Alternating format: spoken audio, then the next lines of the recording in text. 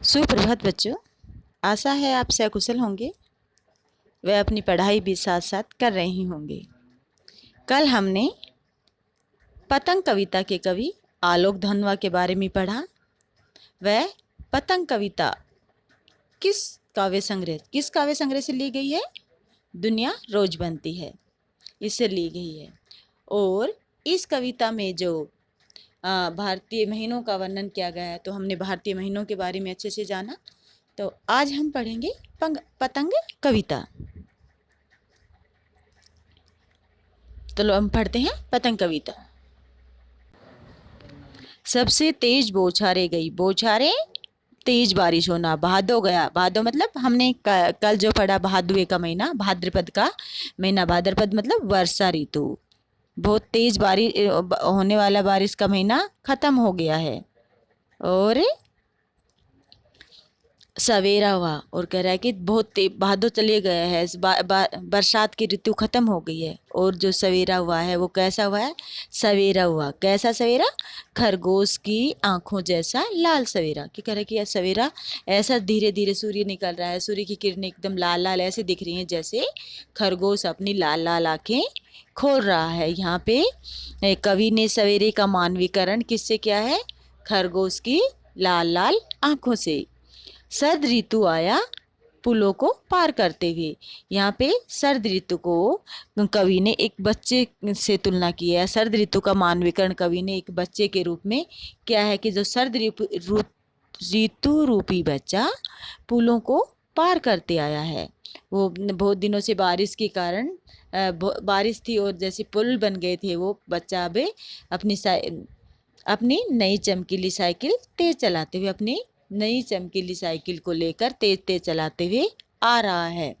घंटी बजाते हुए जोर जोर से, चमकीले इशारे से बुलाते हुए पतंग उड़ाने वाले बच्चों के झुंड को, जो कह रहा है कि सर्द ऋतु रूपी जो बच्चा है वो अपनी नई चमकीली साइकिल को तेज चलाकर, घंटी जोर जोर से बजाकर और अपने चमकीले इशारों से जैसे पतंग उड़ाने वाले बच्चों को झुंड को बुला रहा है। जिस प्रकार जब पतंग उड़ाते हैं तो वो बहुत सारे बच्चों को एक साथ बुला लेते हैं ना, उसी प्रकार यहाँ पे कवि ने बच्चों के पतंग उड़ाने का वर्णन किया है कि किस तरह से बच्चे जब पतंग उड़ाते हैं तो पतंग उड़ाने से पहले भी सारे बच्चे एक झुंड में इकट्ठा हो जाते हैं। आकाश को इतना मुलायम बनाते हुए, कह रहा है कि बारिश का मौसम चला गया है, बादल हट गए हैं और आसमान एकदम मुलायम, सर्द ऋतु आने से आसमान जैसे मुलायम हो गया है। हम ये भी कह सकते हैं सर्द ऋतु रूपी बच्चे ने आसमान को एकदम मुलायम बना दिया है। और वो कि वो पतंग ऊपर उड़ सके, दुनिया की सबसे हल्की और रंगीन चीज उड़ सके, दुनिया का सबसे पतला कागज उड़ सके, बांस की सबसे पतली कमानी उड़ सके, कि शुरू हो सके सीटियों, किलकारियों और तितलियों की इतनी नाजुक दुनिया। कवि कहता है कि जब बच्चे इकट्ठे हो गए हैं झुंड में अपनी पतंग उड़ाने के लिए, और शरद ऋतु के आने से आसमान भी एकदम मुलायम हो गया है। और ऐसा लग रहा है कि आसमान इसलिए मुलायम हुआ है ताकि जो दुनिया की सबसे पतली और रंगीन का चीज है वो क्या है? पतंग। जो पतंग है वो दुनिया का सबसे हल्का और रंगीन और सबसे पतले कागज से बनी हुई है। और उसमें क्या लगी हुई है? बांस की कमानी लगी हुई है। बच्चों आपने देखा होगा जब पतंग उड़ाते तो उसके बीच में ऐसे करके एक बांस का पतला सा डंडी से उसे जोड़ दिया जाता है, तो वो क्या होती है? कमानी होती है। आकाश किस लिए मुलायम हो गया है? पतंग, ताकि दुनिया के सबसे हल्की, रंगीन और पतले कागज और कमानी से बनी हुई पतंग आसमान में उड़ सके। और जब बहुत सारी पतंगे एक साथ उड़ती हैं तो क्या हो सके? शुरू हो सके सीटियों और किलकारियों और तितलियों की इतनी नाजुक दुनिया। रंग बिरंगी पतंगे आसमान में उड़ेंगी तो बच्चे क्या करेंगे? किलकारियां मारेंगे, सीटियां मारेंगे। जैसा कि बच्चों आप भी जब पतंग उड़ाते हैं तो जब एक दूसरे की पतंग कट जाती है तो आप चिल्लाते हैं, किलकारियां मारते हैं और सीटी मारते हैं।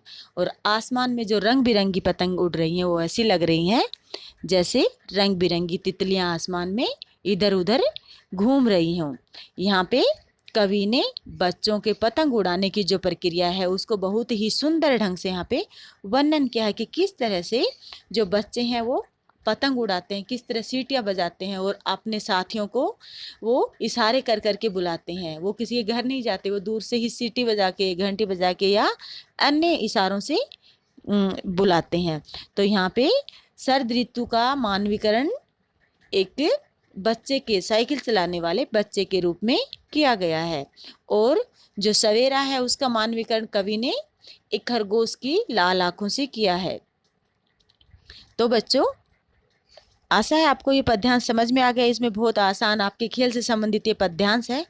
इसमें कवि ने कौन सी बोली का प्रयोग किया है? खड़ी बोली। खड़ी बोली, आधुनिक युग की जितनी भी रचनाएं हैं वो खड़ी बोली की हैं। और छंद कौन सा है इसमें? मुक्त छंद। बच्चों, एक चीज आपने देखी होगी, लाल सवेरा, तेज जो घंटी जोर जोर से बजाने, इन सब में कवि ने बिंबों का प्रयोग किया है। तो इस पद्यांश में जितने भी बिंब प्रयोग हुए हैं उनको हम जानते हैं। इस पद्यांश के बिंबों को जानने से पहले हम बिंबों के बारे में जान लेते हैं। बिंब कौन कौन से होते हैं? श्रव्य बिंब। श्रव्य मतलब सुनना। नंबर 2, दृश्य बिंब। दृश्य देख कर पता चलना। और स्पर्श बिंब, स्पर्श छू कर पता चलना। तो अब इन पंक्तियों को हम पढ़ेंगे और पता करेंगे कि कौन सी पंक्ति में कौन सा बिंब है। तो सवेरा हुआ, सवेरा जो होता है तो वो कौन सा है? दृश्य बिंब। देख के पता चलता है कि सूर्य की किरणें निकल आई हैं। कौन सा हो गया? दृश्य बिंब। खरगोश की आंखों जैसा लाल, लाल रंग का पता भी हमें कैसे पता चलेगा? देखने से। तो यहाँ पे भी कौन सा है? दृश्य बिंब।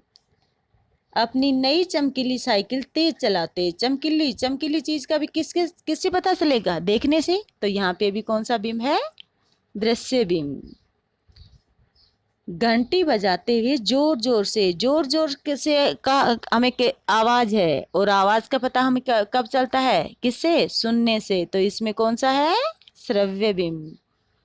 चमकीले इशारों से बुलाते हैं, तो चमकीले, चमकीले क्या है? चमकीली चीज का हम किससे पता चलेगा? देखने से। आकाश को इतना मुलायम बनाते हुए, मुलायम, मुलायम चीज का कैसे पता चलेगा? देखकर और सुनने से तो नहीं, किससे? सुनने से। तो ये कौन सा है? स्पर्श बिंब।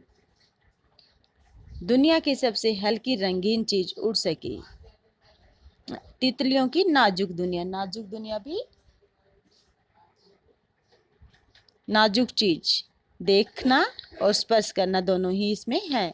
तो बच्चों, आपको ये पद्यांश और इसमें प्रयुक्त बिंब अच्छे से समझ में आ गए होंगे।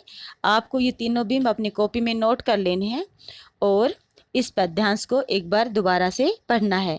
इससे आगे के पद्यांश हम कल पढ़ेंगे। धन्यवाद बच्चों।